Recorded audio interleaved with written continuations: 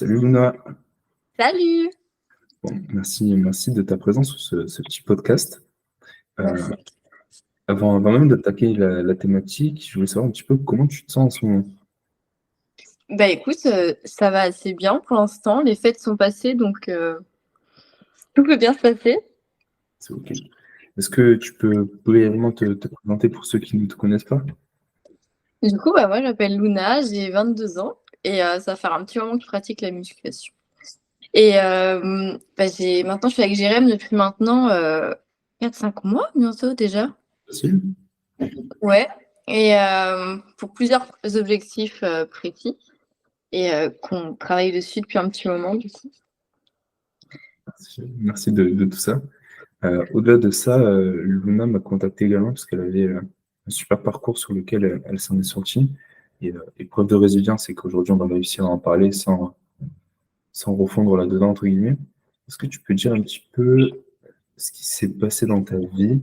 Alors, bien sûr, de la thématique qu'on va parler, hein, et à la fois ton parcours dans celui-ci. Alors du coup, ça fait déjà 7 ans maintenant, que je suis tombée dans les troubles du comportement alimentaire, plus précisément l'anorexie. Donc c'était au début, de l'anorexie mentale comme, on passe tous par là au début. C'est dans la tête et après, bah, forcément, quand ça continue de persister, on y va un peu plus loin et ça touche le physique, mental et moi ça m'a pratiquement été jusqu'à me coûter la vie et du coup maintenant, 7 ans après, j'ai réussi à m'en sortir avec plusieurs étapes de vie. Forcément, faut s passer par là. Et on va en discuter juste après, comment ça s'est passé. Et justement, au-delà d'expliquer comment ça s'est passé, quels ont été pour toi les signaux de te dire je suis dedans, ou est-ce que c'est quelque chose où tu y as plongé sans même t'en rendre compte finalement? Sincèrement, je ne connaissais absolument pas ce que c'était les troubles du comportement alimentaire ou l'anorexie ou autre, sachant que j'avais jamais eu de problème avec l'alimentation, loin de là et j'y suis plongée comme ça, mais ça a été très, très vite. En l'espace de quelques mois, j'avais perdu énormément de poids, mais je me rendais pas compte malgré les alertes de mes parents au début, plus des profs. C'était plus les profs qui ont alerté mes parents que je mangeais plus au self ou quoi que ce soit. Et après, mes parents se sont inquiétés parce que je m'habillais tout le temps en large, donc forcément, prêtaient pas trop attention. Et je faisais du basket à ce moment-là, donc j'étais tout le temps en basket, foot, et je disais que j'avais pas faim, donc je rentrais, je mangeais pas, enfin, des petits trucs comme ça. Et par surprise, ma maman, elle a pris rendez-vous chez le médecin pour soi-disant une visite médicale pour le basket, parce que je refusais d'aller voir le médecin, parce que pour moi, tout était normal. Comme je me prenais énormément de critiques sur mon poids, je trouvais ça anormal et qu'on me dise maintenant fais attention à trop manger, enfin tu manges pas ou autre alors qu'on me disait avant fais attention tu manges trop. Donc je me suis dit c'est hyper contradictoire ce qui se passe et du coup bah suite à un voyage scolaire c'est là où ça a vachement enfin ma relation avec la nourriture elle a vachement changé.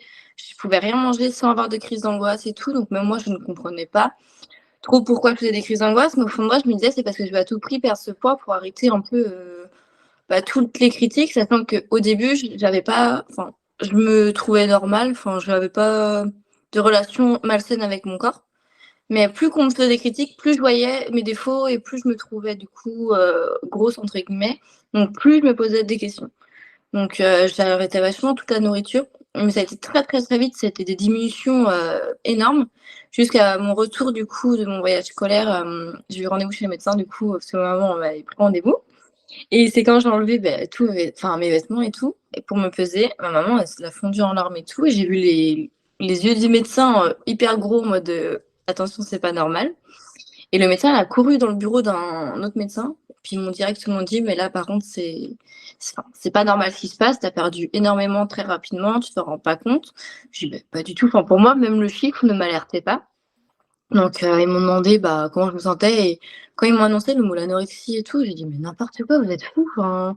Non et je suis partie du bureau du médecin carrément et du coup, plus on me disait ça, plus j'étais en mode: «Mais ils se foutent de moi, quoi». C'est plus du tout en mode: «C'est du foutage de gueule». On me dit que je suis trop grosse, après on me dit que je perds trop de poids, enfin et je voyais plus ça comme ça. Et justement, sur le fait qu'on dise que tu étais grosse, alors on va mettre des guillemets entre ça, bien sûr. Est-ce que c'était pas une période de scolarité déjà? Si, ça a été Est-ce pendant ma période de collège. OK. Et est-ce que, alors, il n'y avait pas d'obésité déclarée, je pense, sauf hors ma connaissance. Est-ce que c'était pas du coup peut-être, alors le mot moquerie n'est pas celui qui est pleinement attribué, mais le fait que certains disent oui, t'es un peu rond, alors qu'en soi, t'es tout à fait normal, et qui t'a fait partir du coup dans cette restriction drastique? Alors j'avais eu, le médecin qui me disait: «Bah, tu es quand même élevé dans la courbe». J'étais pas quand même mince ou voilà, j'étais quand même assez élevée, mais pas au point de dire le mot obèse. Je peux pas dire ça alors que non, faut pas abuser non plus et je pense que le fait que tout le monde commence à me le dire, je pense que dans mon cerveau, ça fait un petit déclic sans que moi-même je m'en rende compte et que du coup, je me suis dit après: «Ah oui, je commence peut-être par rapport aux autres filles». Après tu te compares forcément aux autres filles: «Oh bah, c'est vrai qu'elle est un peu plus mince que moi et tout», mais sinon non. Et quand tu as eu cet événement de visite surprise chez le médecin, quels ont été les impacts et les répercussions de manière immédiate? Parce que je pense que ça a été, un- il y a eu un drapeau sur ce moment-là. Alors, ce que j'appelle un drapeau, c'est dire un impact, mais pas non plus exagéré. Est-ce qu'il y a eu voilà, des choses qui ont été avec des répercussions, des changements du jour au lendemain? Que ce soit dans ton entourage, pardon, dans ta compréhension, ou ce que tu vivais même au quotidien. Alors du coup, j'ai plus été personnellement fière, dans le sens où on me dit: «Ah ouais, tu as vachement perdu et tout, on s'inquiète et tout». Je me suis dit: «Ah ouais», tu vois? En mode, je vais continuer ce que je fais en pire et encore plus pour narguer, c'est con, mais tu es là en mode: «Ils me disent ça, mais je vais encore plus faire pire» parce que pour moi, je me voyais pas ainsi. Du coup, je me suis dit: «Je vais pousser encore plus loin la chose pour leur prouver que non» et mais du coup, il y a eu la frustration vers mes parents, qu'ils commençaient à se braquer et forcément, ils connaissaient pas ça non plus parce que chez nous, personne n'avait de problème de nourriture. Donc forcément, bah, ils se posaient plein de questions, et ils savaient pas trop comment s'y prendre, donc il y avait des mots un peu déplacés ou autres, un peu plus forts que d'autres et je me suis vachement isolée également et je me suis dit: «Mais tous les jours, en fait, on me parlait de ça tous les jours et plus on parle de ça, plus» en fait, c'était un peu, de la je voulais narguer après. J'étais en mode: «Vous me dites ça, bah, je ferai encore pire» et ça a été une chaîne sans fin et qui au final, qui m'a menée un peu trop loin. Et à aucun moment, tu t'es dit ou tu as vu des signaux de faiblesse sur la santé? Ah si. En gros, vu que ma nourriture, elle a restreint très rapidement et que je coupais pas que la nourriture parce que je coupais également l'hydratation. Parce que Ok. pour moi, manger allait me faire grossir et boire allait me faire grossir, comme me manger les ongles allait me faire grossir, comme avaler ma salive allait me faire grossir. Donc au début, ça a été la Ok. nourriture que j'ai enlevée. Donc je mangeais, mais à la fin, c'était une demi tomate cerise par jour parce qu'on me l'a forcé à la manger et je mettais autant de temps que les gens qui avaient entrée pas dessert à table qu'à manger ma demi tomate cerise que je ne mangeais même pas au final. Et du coup, à la fin, je commençais à vraiment être très faible. J'arrivais pas trop à parler. C'était hyper long, ce que je voulais dire. Je ressentais aucune émotion et je me levais de mon lit, je tombais tout le temps. Je m'effondrais sur le sol, enfin mes jambes elles flanchaient et j'étais sur le sol, inconsciente. C'est tout le temps ma petite sœur qui me récupérait, qui me remettait dans mon lit. Et la vue a commencé à baisser. Voilà, je dis vraiment les 2 derniers mois comment ça s'est passé. La vue a commencé à baisser, donc je voyais des taches noires partout. Articuler, c'était trop compliqué, ça m'en demandait trop. Je crachais ma salive parce que, bah, vu que je ne voulais pas avaler ma salive, je recrachais ma salive, donc ça commençait à être très, très compliqué. Et c'est là où ma maman, elle a dit: «Mais c'est plus possible». Enfin là, au bout d'un moment, j'arrivais plus à marcher, j'avais tout le temps froid, je perdais mes cheveux, mes dents, elles bougeaient, il y a plus rien qui allait tout simplement. J'avais perdu mes règles forcément. Et marcher, c'était ma maman a commencé un peu à me porter, mais là, ça allait encore, jusqu'au mois de juillet et j'ai eu une première hospitalisation de force parce que comme j'étais mineure, c'est les parents qui décident et les médecins forcément. Donc on m'a emmenée, en hospitalisation et là, à ce moment-là, j'avais déjà perdu 20 kilogrammes et sauf qu'arrivée là-bas, j'étais en pédiatrie à Cholet et arrivée là-bas, il y avait déjà une fille qui était malade et sauf qu'ils acceptent pas 2 anorexiques en même temps dans le service Ok. parce que, pour la comparaison, pour les soins, ça demande énormément de temps et du coup, on m'a laissé 2 semaines d'observation. Sauf que «observation» entre guillemets, dans le sens où ils t'emmènent au plateau repas avec tous les ados, sauf qu'ils se regardent pas si tu manges ou non. Donc moi, je trichais, je demandais aux ados à table: «Vous pouvez manger les 1/4 de mon assiette que je dois manger?» Du coup, bah, les ados, ils se posaient pas plus de questions que ça, ils les prenaient et comme ça l'infirmière, elle pensait que j'avais mangé. Donc elle notait: «Luna, l'a mangé à ce moment-là».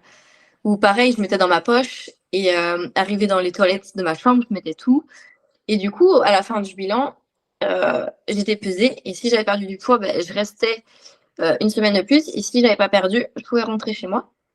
Sauf que, à ce moment-là, j'ai fait la fameuse technique de boire 2 litres d'eau avant la pesée et du coup, forcément, ça m'a mis, en plus 1 kilo sur la balance donc ils ont pas vu forcément que ça n'allait pas et qu'il y avait pas eu de problème. Donc, je suis rentrée chez moi et le fait qu'on me dise « tu peux rentrer chez toi », c'était une preuve de « je suis pas malade ». Et du coup, un coup être rentrée chez moi, suite à cette hospitalisation-là, c'était la dégringolade. C'était 3 fois pire. Je mangeais plus du tout, je buvais plus du tout, plus rien du tout. Je restais dans mon lit et le soir, par contre, en cachette, je partais marcher des kilomètres et des kilomètres la nuit pour brûler un max de calories. Sauf que je faisais beaucoup de malaise, donc forcément, les gens, des fois, me récupéraient même. Ou ma petite sœur, du coup, se forçait à me suivre la nuit pour pas que je tombe ou autre. Parce qu'elle était dans la même chambre que moi à ce moment-là. Et du coup, elle gardait le secret, parce que je lui disais, t'as pas intérêt de le dire aux parents, sinon elle se faisait engueuler. Du coup, elle me suivait partout, jusqu'au moment où je pouvais plus aligner 2 pas, je pouvais plus rien faire du tout. Et fin août, du coup, j'ai voulu aller prendre ma douche toute seule, et au final, je me suis jamais relevée de la baignoire et tombée dans le coma, comme ça. Ok. Dans le coma, tu veux me dire? Ouais. Ok. Et comment ça s'est passé un petit peu la gestion de celui-ci?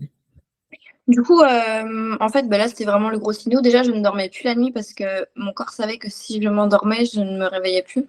C'est arrivé à un stade où vraiment il n'y avait plus rien. C'était vraiment une mort vivante et je me laissais totalement mourir. Mais par contre, dans ma tête, c'était normal. C'était que des signes que je perdais du poids et j'étais fière dans le sens où perdre mes cheveux, j'étais hyper contente. Faire des malaises, j'étais contente parce que c'était une preuve pour moi que je commençais à être faible parce que je perdais du poids. C'était très contradictoire. Mais par contre, je me voyais de plus en plus grosse. Je refusais toute photo de moi, je me prenais pas en photo ni rien parce que j'étais pas encore légitime de prendre en photo ou autre. Donc j'attendais de vraiment atteindre le poids le plus bas. Je me pesais même pas, rien. Et arrivé du coup à ce moment-là, cette péripétie-là, du coup, je suis été hospitalisée d'urgence. Et à ce moment-là, les médecins ont dit clairement à mes parents, c'est fini pour votre fille. À ce moment-là, je ne voyais plus, je n'arrivais plus à parler. Je ne me rappelle même plus de ce moment-là. On me l'a raconté parce que j'ai aucun souvenir. Plus aucun de mes organes fonctionnait. Il y avait plus rien qui fonctionnait, tout était éteint. Et du coup, ils ont dit à mes parents, il va falloir lui dire au revoir. On la branche et tout, mais bon, si elle tient la semaine, c'est une miraculée, quoi. Ok. Et du coup, tout le monde a pensé que c'était la fin, même les médecins. Ils se sont excusés auprès de mes parents parce qu'ils m'ont laissé rentrer chez moi au mois de juillet et tout, en me disant que ça allait mieux. Et au final, du coup, non. Mais après, mes parents sont venus me dire au revoir et au final, le dernier instant, en gros, j'avais un délai branché. Et à la fin de ce délai-là, mes parents pouvaient venir me voir pour me dire au revoir parce que c'était fini. Ils pensaient que c'était terminé, qu'ils ne pouvaient plus rien faire. Finalement, je ne sais pas par où et comment, et je me suis réveillée et c'est là où tout a commencé. Du coup, ils m'ont branché, ils m'ont mis une sonde dans le nez, ils m'ont perfusé, tout ça pour réhydrater mon corps aussi, parce que comme je ne buvais plus, c'était compliqué. Donc réhydrater, réalimenter. Et après, du coup, il s'est passé plein de choses pendant l'hospitalisation, mais j'étais hospitalisée 1 an, et avec un contrat et tout ça, pour aller mieux, entre guillemets. Et justement, bon, déjà, alors, quand je veux dire c'est un parcours incroyable, c'est pas le mot incroyable est beau pour le coup d'avoir frôlé la mort. Enfin, y a pas d'autres mots. Même si tu es mon élève et que j'en savais un petit peu sur le parcours, je suis à 2 doigts de verser ma larme parce que vraiment c'est hyper touchant. Mais du coup, il y a tout un processus d'apprentissage de sens inverse pour se remettre en vie pleinement. Donc là, tu m'as dit que tu es resté 1 an hospitalisé. Tu te souviens pas forcément de tout ce qui était avant, mais est-ce que tu te souviens ou est-ce que tu n'as pas encore réussi totalement à, alors quand je vais dire reprendre goût à la vie, c'est pas le bon terme, mais réapprendre à vivre en mangeant, déjà en réussissant à t'hydrater, à manger, à dormir, à bouger, à parler. Est-ce que tout ça, il y a eu un lapsus de temps d'apprentissage? Ouais, franchement, au tout début, ça a été très compliqué. Enfin, je ne comprenais pas ce que je faisais ici et quand je me suis réveillée au bout d'une semaine, quand j'étais un peu plus réhydratée et réalimentée, je commençais à comprendre que j'étais à l'hôpital. Et quand j'ai compris en fait, pour moi, c'était un abandon de mes parents parce que je leur faisais pitié de comment j'étais et que pour moi, c'était le boulet, en gros, et que je l'ai hyper mal pris. Donc ça a été hyper dur déjà d'accepter que j'étais à l'hôpital. Donc à mon réveil, je me suis débranchée de partout. J'ai tout enlevé. J'ai dit, c'est inadmissible que je sois là. Enfin, je me mérite pas d'être là parce que pour moi, je n'étais pas malade. Enfin, j'ai même arrivé à ce stade-là, au plus bas, je n'étais pas malade. C'était hors de question qu'on me dise que j'étais malade, donc je voulais plus me débrancher, mais bon, j'avais oublié que j'avais plus de force. Du coup, je me suis écroulée du lit. Ils m'ont dit, ma petite cocotte, tu te remets dans le lit. Et ils m'ont attachée au lit et tout. Donc là, quand tu commences à voir qu'on t'attache, que tu te dis: «OK, là, au bout d'un moment, c'est bizarre». Mais pendant 1 mois, 2 mois, j'ai rien voulu entendre. Je ne parlais à aucun médecin, aucune infirmière. Pour moi, ce n'était pas normal. Donc je faisais ralentir le processus et ils commençaient à me remettre en alarme en mode: «Mais attends, là, on a mis le max de ta sonde à te nourrir. Tu perds du poids parce que tu fais des conneries derrière», parce que forcément je débranchais ma sonde la nuit en cachette. Je J'acceptais pas tout ça, jusqu'à ce qu'on m'enlève la porte de chambre pour me surveiller la nuit, jusqu'à ce qu'on me donne limite dans la bouche la sonde et tout. J'étais en mode: «OK». Au bout de 2 mois, mon cerveau il a commencé à «reprendre vie» entre guillemets, pour comprendre où j'étais et pourquoi j'étais là. Et quand j'ai vu le contrat, donc j'avais pas le droit de voir mes parents ni rien, ni mon téléphone, ni aller avec les autres adolescents, j'ai commencé à comprendre que si je voulais, enfin, c'était soit je restais enfermée ici et que, rien ne changeait et que je passerais ma vie ici, ou soit je faisais un effort. Donc après avoir longuement discuté avec une infirmière avec qui j'avais énormément accroché parce qu'elle a le tact et elle a la façon de parler, et elle m'a fait comprendre qu'au bout d'un moment, enfin, rien n'était normal. Et le fait que tu te réalimentes, ton cerveau, il réfléchit plus. Donc forcément, j'avais plus de réflexion et je commençais à me dire: «Ah oui, c'est vrai que ça, c'est pas normal, ça, c'est pas si», même si j'avais quand même des arrière-pensées où, je suis pas malade. Donc il a fallu du temps, mais quand tu retrouves de l'alimentation, forcément, tout se remet en marche à l'intérieur. Et j'avais un contrat en fait, à tel poids, j'ai le droit d'avoir ci, à tel poids, j'ai le droit d'avoir ça.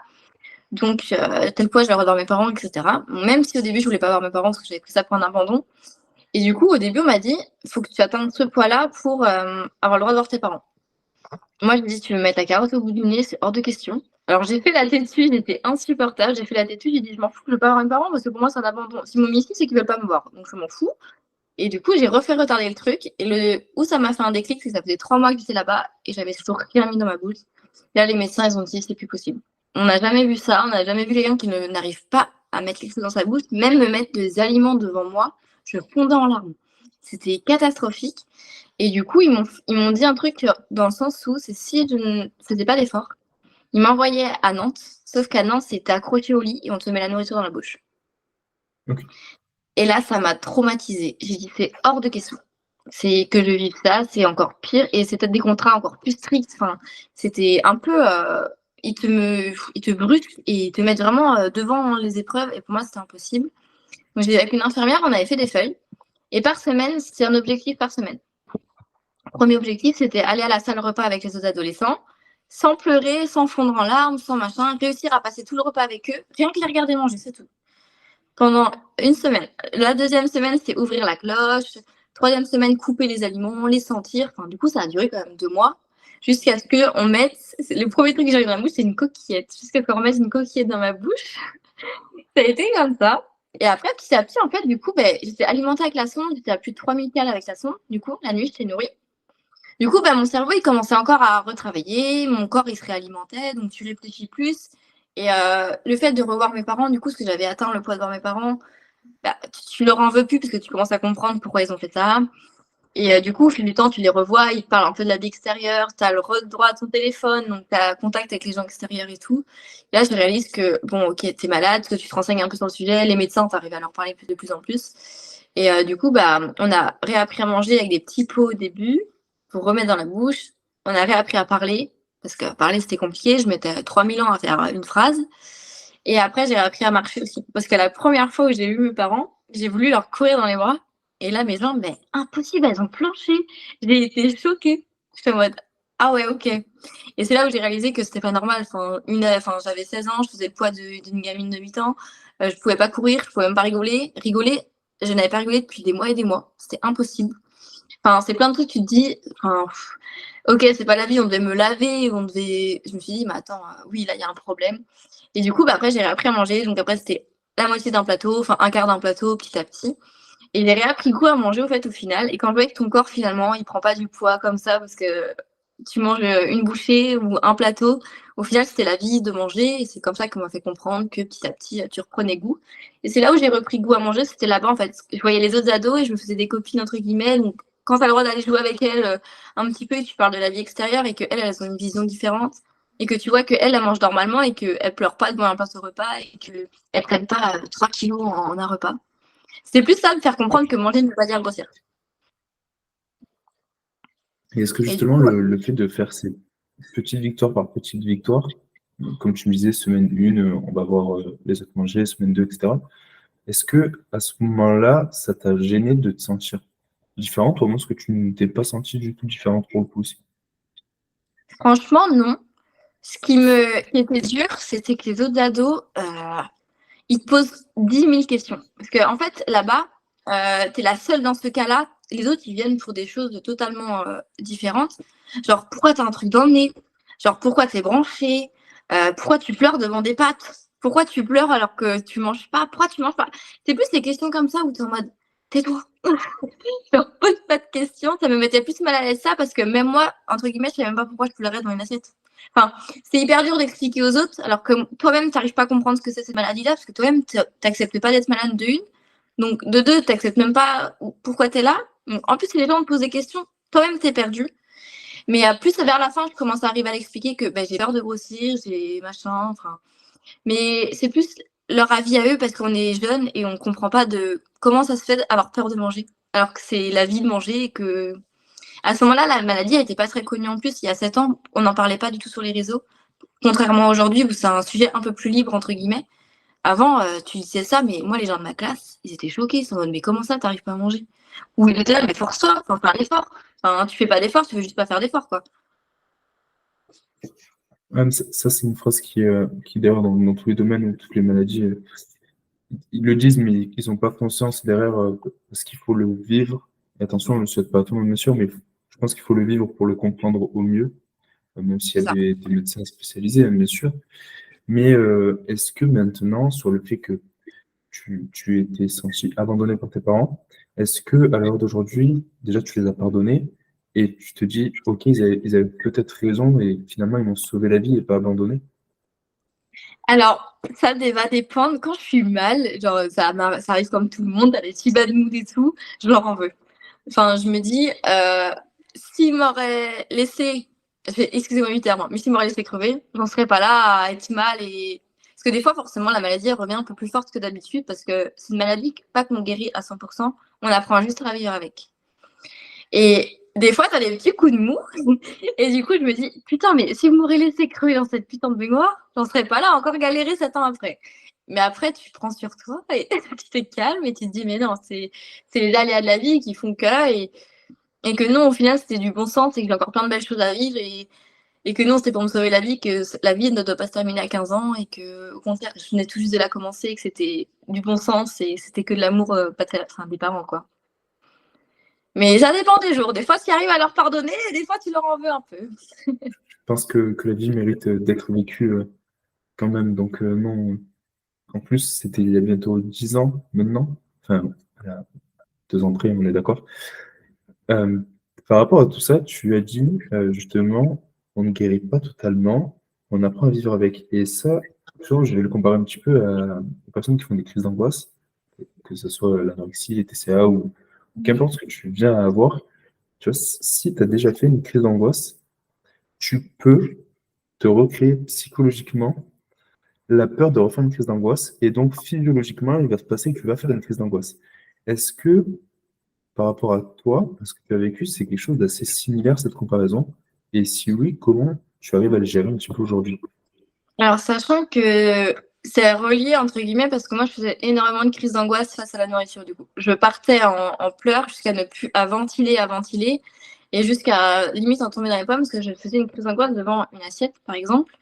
Et c'est équivalent un peu donc, dans l'anorexie, mais j'ai connu aussi, du coup, dans les TCA, l'hyperphagie et la boulimie, et qui est encore pire. Un coup avoir fait une crise, tu fais une crise d'angoisse, et c'est un cercle vicieux sans fin, parce que dans ta tête, après, tu stresses, et tu te mets une pression de ne pas le refaire. Donc, plus tu te dis non, non, non, non, là, ça c'est non, je ne le referai pas ça, ben, plus ton cerveau il va dire arrête de me dire non parce que tu vas te le faire faire en gros. Plus tu y penses, plus tu te mets un stress, plus le stress de vouloir le refaire. Et au final, en fait, c'est plus tu vas te mettre un stress de ne pas vouloir en refaire qui va te créer que tu vas en refaire. Donc, c'est un peu un cercle vicieux sans fin. Et moi, c'est ce qui me suis arrivé avant quand j'étais dans la... J'avais fait de l'anorexie, après de la boulimie, après de l'anorexie, après de la boulimie. J'ai une période boulimique hyper. Enfin, c'était pratiquement tous les jours parce que je me mettais une pression tous les jours en me réveillant. Aujourd'hui, je n'en fais pas. Aujourd'hui, il ne faut pas que j'en fasse. Aujourd'hui, non. Et du coup, tu te mets une pression. Et au final, ça revient, ça revient.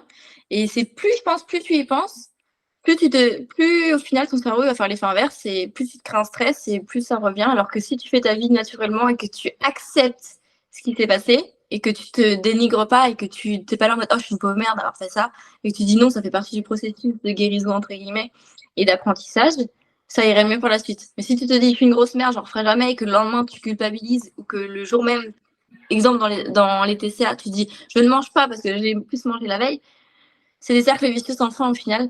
Donc je pense que c'est très psychologique et non. À un moment, tu arrives plus à du psychologique que la maladie en elle-même.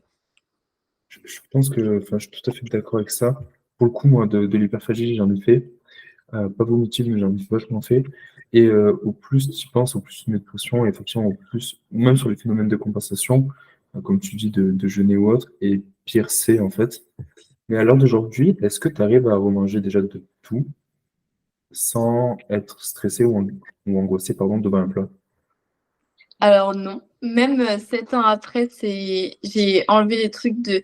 En fait, c'est pas enlevé, c'est que je pense que je me suis créé du coup un nouveau mode de vie que je n'avais pas avant les TCA, qui me convient parce que je mange de tout. Quand je dis de tout, c'est les trucs du riz, des pâtes et tout. Enfin, c'est plus tout ce qui va être du beurre. Je vais pas trop l'intégrer. Euh, Comme exemple, j'ai pris mon premier cheat meal il y a pas longtemps, enfin au début du Oui. coaching avec toi en fait. Et alors qu'avant, je n'en faisais jamais, je me l'interdisais parce que pour moi, c'était hors de question que je retouche à ça, ou ça me faisait tout simplement peur. Et je me suis dit, si j'en mange, qu'est-ce qui va se passer? Ou par contre, les bonbons, tout ça, je sais que je n'ai jamais remangé depuis 7 ans, tout ce qui est McDo, tout ça, je n'ai jamais touché depuis 7 ans. Et c'est voilà. Mais je n'en ai fait. Il y a encore des petites craintes sur certains aliments, mais parce que ça ne me donne pas forcément envie et puis envie. Mais je sais que je vais manger de. Si je peux, je vais me faire plaisir. Je vais peut-être y arriver plus facilement qu'avant, mais j'ai encore des petites craintes quand même. Je pense que tu gardes des petites craintes, mais j'ai des plaisirs alimentaires quand même. Je vais rebondir sur ce que tu as dit, où effectivement, il y a eu le premier cheat depuis que tu en suivi avec moi. Je m'en souviens très bien. Déjà, je t'avais levé ton cardio que tu faisais tous les jours. Ça a été une période compliquée, on va dire, mais très fière, parce que pour le coup, tu as suivi à la lettre et on mange, j'ai plus le chiffre en tête, mais je crois qu'on a commencé à 1006, donc j'avais tablé par rapport à ce que toi, tu avais l'habitude de manger. Alors Mm. attention, ici, les chiffres, sauf erreur de ma part, ne te font pas peur. Donc c'est pour ça que je lui donne accès aux chiffres, c'est pour donner une fourchette aux personnes qui nous écoutent. Et là, on est pratiquement à 2004, sachant qu'on a exactement maintenu le poids et la recompo qui va dans le bon sens, donc pour le coup, on va pas se plaindre. Et sur ce premier cheat, je me souviens le lendemain, tu m'as demandé si tu pouvais faire du cardio. Et je crois que je t'avais dit non. Ouais. Alors, plus facile à dire qu'à faire, et on pourrait dire oui, Jérém, c'est un con, il dit non, mais il y a tout un contexte, c'est qu'on se connaît aussi. Et elle sait très bien que si elle le fait et qu'elle me le dit, je ne vais pas l'engueuler non plus. Mm. Et ce faire de ma part, je crois que tu ne l'as pas fait. Non. Et je me suis dit, je l'écoute jusqu'au bout et de toute façon, il fallait.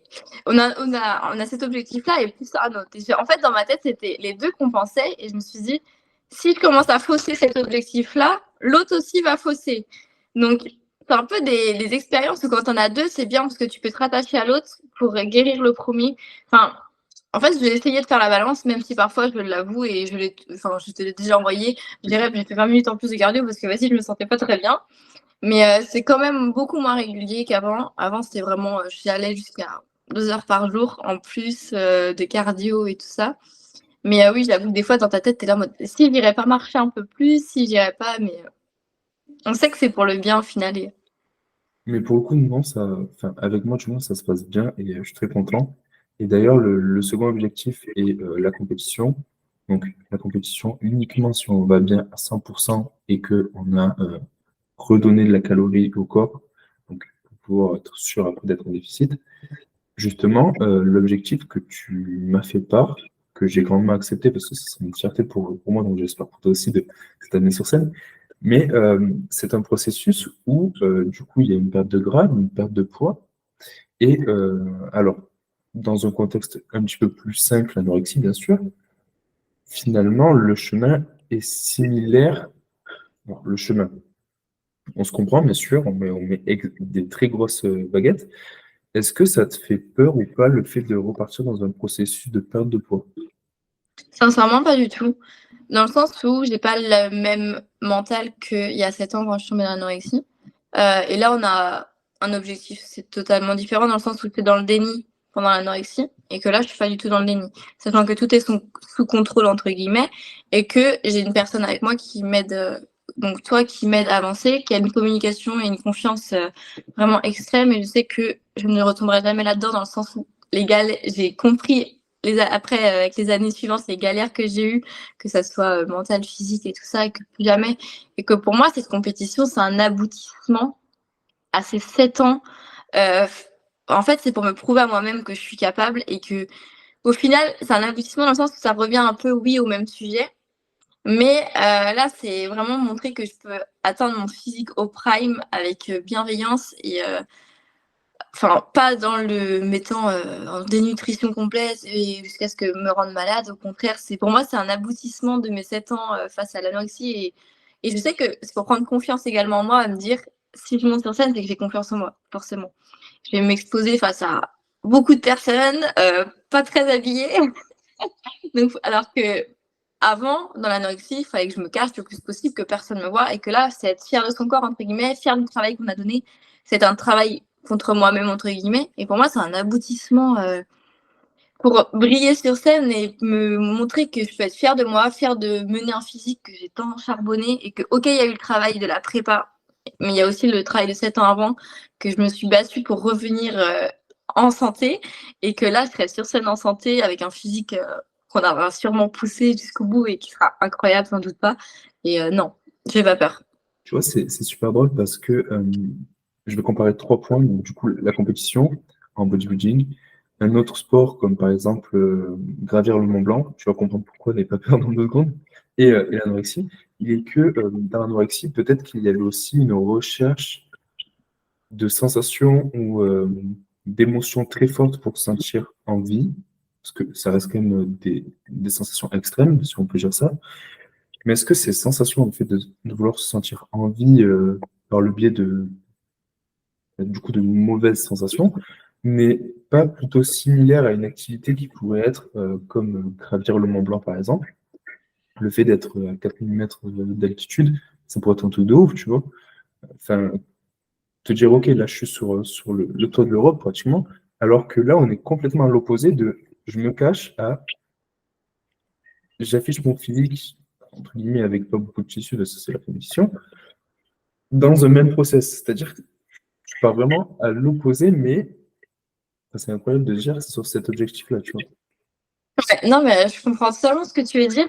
Mais oui, c'est encore une fois des choses totalement différentes. Et je pense que ouais, c'est ressentir des sensations, mais là, ça va être des sensations positives, mais et encore plus fortes parce que tu es consciente de où tu veux aller et de ce que tu veux faire. Alors que franchement, dans l'anorexie, moi, je dis clairement, je ne connaissais pas ce que c'était et je voulais juste même pas chercher de sensations hautes parce que je ne ressentais vraiment tellement rien.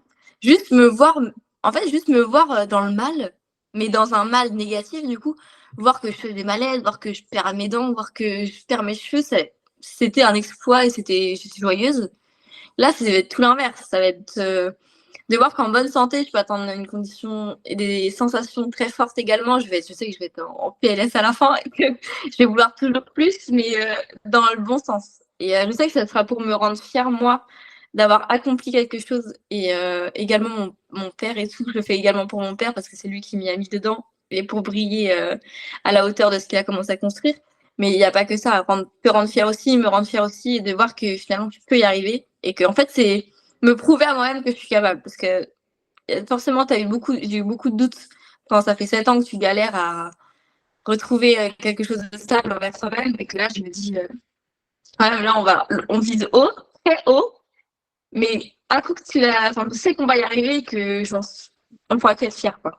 Donc, c'est des sensations totalement opposées, comme tu dis. Non, Mais je pense que la fierté, elle en vaut le coup, quoi.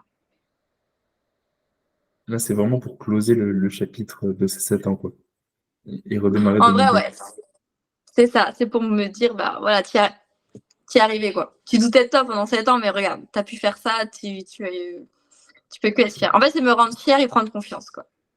Ça va être super sympa. Du coup, ça va prendre encore plus une tournure riche en émotions, cette préparation. Au-delà de ça, déjà, je te remercie beaucoup de tout ce retour de partage de ton expérience et comment tu t'es remis en vie, et pas d'autres mots pour le coup.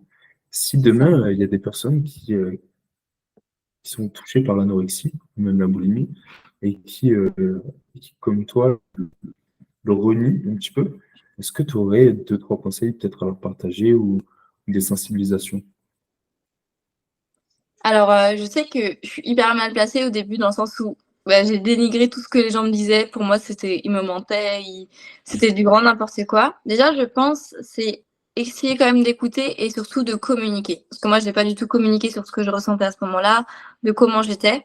Je pense que la communication est très importante, mais si vous n'arrivez pas à communiquer avec vos proches ou autres, sur les réseaux, maintenant, vous allez trouver énormément de personnes qui sont là pour aider les personnes atteintes de ça. Et des fois, tu n'as pas envie d'en parler aux proches parce que tu ne sais pas trop comment ils vont réagir, tu ne sais pas trop comment ils peuvent te dire des mots qui vont te blesser sans que eux, pour eux, c'est pas blessant, mais ils ne savent pas trop comment s'y prendre.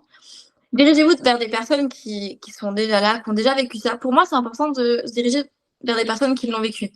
Parce que comme on le disait au début, si tu ne l'as pas vécu, tu peux ne pas comprendre. Donc, venez me voir s'il y a besoin. C'est Mais ce que j'allais dire. Si quelqu'un se retrouve dans ton histoire, alors même si on a tous notre histoire propre à chacun, si elle pouvait te contacter sur mais Instagram ou autre, du coup, ça peut être sympa. Mais carrément, mais moi en plus je suis hyper ouverte d'esprit sur ce sujet-là parce que forcément maintenant tu as du recul sur tout ce qui s'est passé et tu as envie d'aider les gens. Et je pense que c'est quelque chose qui me vient énormément à cœur, c'est je veux personnaliser ce que j'ai vécu, mais même à ton pire limite, qui ne sait pas ça, tu as été l'enfer des années, des années. Et du coup, c'est ça, communiquer, aller voir des personnes qui ont vécu et qui sont maintenant libres d'esprit aussi. Enfin, ils se sentent apaisés sur ça mentalement, parce que sinon, ça peut être l'effet inverse. Les personnes qui sont encore malades, entre malades, je sais on est hyper néfaste. Quand j'étais malade et que je communiquais avec une autre malade, c'était s'enfoncer. Sans le vouloir, c'était une guerre de qui va aller au plus bas. Du coup, c'est vraiment se diriger vers des personnes qui sont maintenant saines avec ça et qui peuvent te porter vers le haut et qui elles-mêmes te porteront vers le haut, parce que sinon, ça va faire tout l'effet inverse. Donc, une personne guérie mentalement suite à ça, et communiquer. Et sinon, voir un médecin. Si vraiment tu commences à être au plus bas, il faut voir des professionnels. Au bout d'un moment, il y en a qui disent qu'on n'est pas obligé de passer par là, mais quand ça touche le physique et que physiquement tu es très bas, c'est obligatoire, entre guillemets, de passer par un professionnel. Mais en tout cas, faut qu'ils sachent une chose, c'est qu'ils sont pas seuls. Si dans ce moment-là, on se sent hyper seul et incompris, mais non, vous n'êtes pas seul, on est beaucoup à l'avoir vécu, il y en a beaucoup et voilà quoi. Mais que tout est possible en tout cas et qu'il C'est faut pas super qu'ils pensent intéressant que. pardon. C'est super intéressant le fait que tu aies dit que si la personne n'est pas saine, donc il n'y a pas eu cette phase de résilience, ben, limite, en fait, elle t'empoisonne. C'est hyper intéressant ce que tu dis parce que, alors attention que ce soit ça ou tout autre domaine d'ailleurs, le fait que peut-être les pensées soient fermées, alors attention, hein, je mets des pincettes là-dessus, ben, elle enferme aussi peut-être l'autre personne qui avait peut-être un petit peu plus d'espace, on va dire, et ainsi de suite. Et je pense effectivement que ce soit quelque chose de malsain dans une bonne intention. Attention, hein, Ah mais totalement, parce que moi je sais que quand j'étais du coup malade, je recherchais que des personnes malades et c'était mais malades et on s'enfonçait, c'était à toi aujourd'hui t'as mangé tout ça, regarde moi je vais manger encore moins que toi. Donc forcément le lendemain c'était encore un combat de coq entre qui va manger le moins, qui va perdre le plus. Regarde j'ai perdu 500 grammes, ah mais toi t'as pris, fais attention, tu prends. Et c'était que de la dénigrance pour au final qui va arriver plus bas et c'est là où forcément t'arrives à un instinct où là c'est la survie qui joue quoi. Et c'est pour ça qu'il faut faire attention. Regarde à qui on s'adresse, à qui on se confie. Et voilà, faut être bien mentalement, mais aussi s'entourer de personnes bien mentalement et de personnes positives. Aussi faire attention à son entourage, faire le thé dans son entourage. On n'y pense pas souvent, mais s'entourer de bonnes personnes, c'est très important pour guérir aussi. justement aussi, quand tu as dit d'aller voir un médecin ou autre, euh, est-ce qu'il y a certains signaux où des personnes peuvent se retrouver pour pouvoir alerter de l'aide, entre guillemets, peut-être au niveau du physique, au niveau des malaises, comme tu as pu faire, d'une on sent que le corps se met en repos total avec les dents qui sont en train de tomber ou autre. Est-ce qu'il y a vraiment des signaux marqueurs où là, faut envoyer un drapeau des proches ou autre? Alors, moi, j'ai parlé pour mon expérience toute seule. Je sais que je ne serais jamais allée voir un médecin, sachant que pour moi, il n'y avait aucun signal qui. Pour moi, c'était de la normalité, c'était des bons signaux. En fait, pour moi, je pris ça comme des bons signaux, perdre mes cheveux, perdre mes dents. Pour moi, c'était normal. Et ça me confortait dans le fait que j'arrive aux objectifs que je veux. Mais si je devais parler en connaissance de cause, parce que maintenant, c'est tellement plus répandu qu'on en parle beaucoup plus, si toi-même, tu arrives à te poser des questions, est-ce que c'est normal, c'est que ce n'est pas normal. Si toi-même, si là tu te dis pourquoi je perds ça, pourquoi je perds mes dents, c'est pas normal, c'est là où c'est alertant. Si tu te poses des questions sur c'est pas normal, c'est qu'il y a des questions à se poser. Et si ton entourage commence vraiment à s'inquiéter, ben je lance le message aussi pour l'entourage. Si vous voyez que ça commence à être inquiétant, ne demandez pas à la personne si elle veut aller voir un médecin. C'est prenez les initiatives. Je sais que moi, ma maman, elle n'aurait pas pris l'initiative, je ne serais plus là maintenant. Et que, ok, la personne va vous en vouloir, pendant longtemps peut-être, mais elle vous remerciera par la suite de l'avoir sauvé la vie. Des fois, tu ne te rends pas compte quand tu es trop dans la maladie, mais au début de la maladie, tu commences à te rendre compte quand même, si tu es conscient que c'est à ce moment-là où il faut prendre. C'est avant de tomber au plus bas. Dès que tu tombes dans le déni, c'est mort. Mais au début, c'est plus écouter ce qu'on te dit. Si on te dit, c'est que c'est pas normal. Et voilà. En fait, tu viens de me faire prendre conscience, même à moi, que c'est pas à la personne qui le vit d'alerter les autres, mais c'est aux autres d'être plus consciencieux et à l'écoute. Ouais. Ouais, Des fois, tu c'est viens de me dur. faire le prendre compte. Mais des fois, c'est dur parce que la personne qui est concernée, elle ne veut pas en parler, en fait, tout simplement. Et que pour elle, c'est tellement normal. Mais elle va le transmettre par d'autres choses. Elle va pas le dire mot pour mot, mais ça va se voir. Si tu vois que la personne, elle commence à changer à 100% et qu'elle commence à faire des trucs qu'elle ne faisait jamais avant, c'est qu'il y a un problème quelque part. Et si elle veut pas t'en parler, qu'elle se cache, qu'elle te dit tous les jours, je vais manger chez une copine à tout bout de champ, il y a des petits trucs qui clochent quand même. Et c'est pour ça, je pense que c'est ne pas se dire, est-ce que c'est le moment pour en parler? Est-ce que c'est le moment pour que j'appelle un médecin? De l'entourage, non, faites-le. Et au pire, si vous l'avez fait et qu'au final la personne elle va bien, tant mieux. Vaut mieux prévenir que guérir, comme on dit. Au pire, c'est Mais une petite visite pour la salle de sport, il faut aller voir le médecin et exactement, c'est totalement ça. Ça fait jamais de mal. Mais oui, c'est plus ça. Il y a l'entourage aussi qui compte, mais parce que c'est difficile de soi-même de se dire j'ai besoin d'aide. Parce qu'on est un peu renfermé, on se dit j'y arriverai seule. Tout le long, je me suis dit, en fait, je me disais, dès que j'atteins ce poids, là, je remange ça. Mais au final, dès que tu atteins ce poids, tu fais non, bon, allez, 1 kilo en plus, et là, j'aurai le droit. Et au final, c'est un cercle vicieux sans fin. Et je me nourrissais de photos également. En fait, mon fils, c'était que de la nourriture. Ok. Tous les soirs, je regardais que de la nourriture, et je me nourrissais à travers des photos. Et je dormais, et pour moi, c'est comme si j'avais mangé. Et au final, pas du. Enfin, du coup, c'est contradictoire. Tu regardes que ça, que ça, que ça. Mais juste pour au final te donner un peu envie en photo. Et tu diras, et tu dis dans ta tête, ah non, mais à tel point, là, j'y aurais le droit. Au final, bah, t'enchaînes. Et au final, tu n'y as jamais le droit, quoi. Alors que maintenant, quand tu as la pizzeria, tu hésites entre deux et tu m'écris, j'arrive par laquelle, et moi je te dis, prends les deux. Par contre, je te demande jamais l'ananas. Hein. Non, non, non, non, non. Si vous écoutez ça, ne mangez jamais de pizza à l'ananas. Vraiment, C'est interdit. jamais. En tout cas, Non, mais Stéphanie, merci. C'était vraiment adorable. Euh, J'aime bien finir par une citation ou un proverbe qui. On a tous une phrase qui nous marque, tu vois. Est-ce que tu en as une qui, toi, t'inspire ou te marque? je vais dire celle que j'ai écrite à l'hôpital avec les infirmières. C'était un petit pas pour le monde, mais un grand pas pour Luna. Ça, C'est c'est beau. ouais, on l'avait noté parce que pour les gens, par exemple, manger une coquillette, c'est nul. Mais pour moi, c'était un grand pas vers un long chemin. Et au final, c'était pour vous dire que chaque petit pas que vous faites, félicitez-vous, soyez fiers. C'est pas ah j'ai fait que ça, mais mon objectif c'est ça. Non, pour avoir le gros objectif, il faut faire plein de petits objectifs et ça vous marque plus. Faites-vous des objectifs. Pour moi, c'est ça. Faites-vous des objectifs atteignables. Au final, vous atteindrez vraiment le gros objectif. Mais avant, il faut passer étape par étape. Tu apprends étape par étape. Et tu es fort, encore plus fort, étape par étape, pour obtenir le gros objectif. Et du coup, petit pas par petit pas, tu y arrives. Ça me fait penser à ce que je dis à tous mes élèves, et même toi, tu l'as eu. Déjà, c'est une victoire par jour, ou le soir, j'envoyais, est-ce que tu as gagné aujourd'hui? Enfin, je le disais en anglais, c'est un petit peu plus stylé. Mais la victoire du jour, et on l'a coché. Puis au fur et à mesure, c'est devenu une routine. Donc, Donc, C'est c'est ça. une victoire perpétuelle. C'est ça, savoir être fier de chaque petit pas, même si pour vous ça paraît débile, au final non, c'est moins d'être débile et vous verrez par la suite que c'est ce qui vous a fait évoluer encore plus. En fait, c'est ça, faut vraiment pas avoir peur de poser la première brique. Vraiment. C'est ça. Et petit à petit, vous allez vous faire votre château juste par le temps, tout simplement. Faut sortir de sa zone de confort et après, c'est bon. En tout cas, très, très grand merci. Et on va laisser les spectateurs sur ça. Si vous avez des questions, n'hésitez pas à contacter Luna. Je lui mettrai l'Instagram sur la bio juste en bas. Et très, très grand merci à tous ceux qui nous ont écoutés. Merci à toi en tout cas et